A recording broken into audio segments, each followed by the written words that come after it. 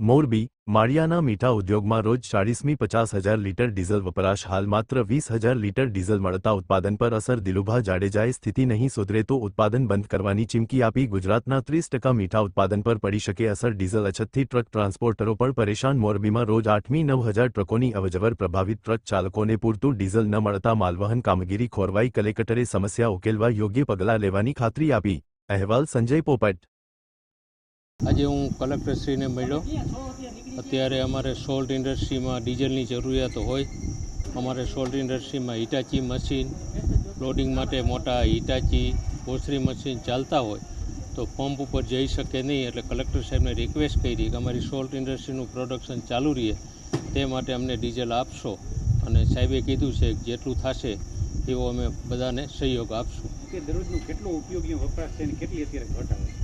અત્યારે રોજનો ઉપયોગ સોલ્ટ ઇન્ડસ્ટ્રીમાં કમસે કમ 40થી 50,000 લીટર છે, અને અત્યારે અમને 20,000 ટન 20,000 લીટર મળે છે। અને હવે તો 2-3 દિવસથી તો પેટ્રોલ પંપ પણ ડ્રાય થતા હમણાં બહુ વધુ મુશ્કેલી પડે છે।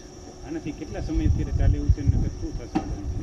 અત્યારે ડીઝલ આમના મળતું રહે તો વાંધો નહીં આવે, નકર મીઠાનું પ્રોડક્શન બંધ થશે। તદુપરાંત નવલખી પોર્ટ ઉપર સ્ટીવડોરિંગ હેન્ડલિંગનું કામ ચાલતું હોય અને તેમાં મોટા બાર્જીસ હોય। આજે નવલખી પોર્ટ ઉપર 50 બાર્જ છે, હિટાચી મશીન છે, મટીરિયલ હેન્ડલર છે, એ પંપ પર ન આવી શકે એના માટે પણ ડીઝલનો જથ્થો પૂરતો જોઈએ। એના માટે પણ સાહેબને અમે રિક્વેસ્ટ કરેલી છે, અને સાહેબે અમને આશ્વાસન આપ્યું છે કે જેટલું થશે એટલું અમે તમને મદદરૂપ થશું। ભારતનું મોરબી મીઠા ઉત્પાદન 30% થાય છે। ગુજરાતનું જે 78% છે એમાંથી 30% મોરબી જિલ્લામાં થાય છે।